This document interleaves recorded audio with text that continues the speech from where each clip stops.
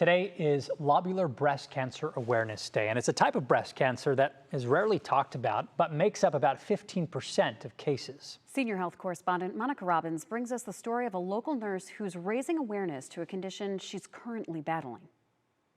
Katie Fioritto started radiation therapy today, the last part of her aggressive treatment for lobular breast cancer after surgery and chemotherapy.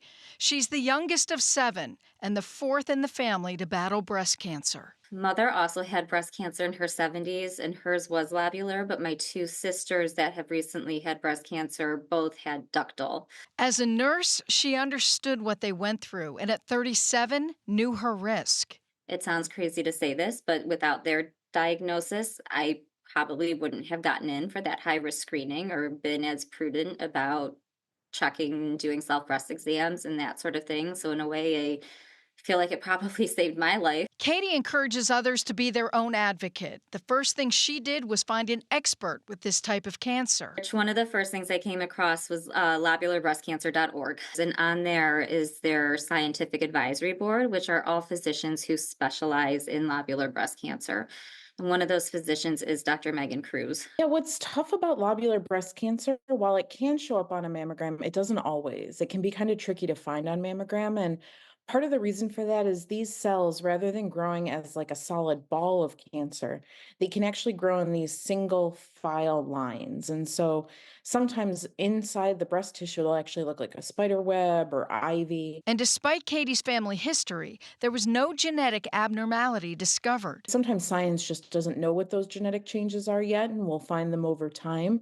Katie hopes others learn from her story. You only have this one body, and so this is what you have to live with, and so taking care of it is very important. So as I said, Katie just started radiation today. After radiation, she'll continue on medications and her 6-month follow-ups. According to the Lobular Breast Cancer Alliance, invasive lobular carcinoma, also known as lobular breast cancer, is a type that may not always form a lump and can be missed on mammograms. That's really important for people to understand. And while ILC comprises 15% of breast cancer diagnoses, it is understudied and lacks targeted treatment.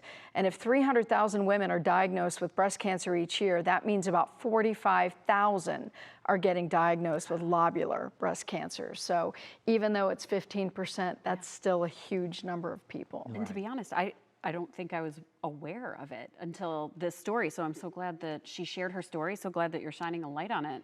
Yeah, and speaking of light, rumor has it the Terminal Tower will be pink tonight for Lobular Cancer Awareness Day. So, you know, I hope that's what happens. If they didn't, make sure it's pink. And yeah, but yeah, I think I've covered breast cancer for so many years and really have never really targeted this one and talked about this one because it's not common, but the fact that there aren't targeted treatments for it, you know, they're just basically throwing the kitchen sink at it. And we need targeted treatment. Yeah, absolutely. Yeah, appreciate it. Yeah, Monica, thank you.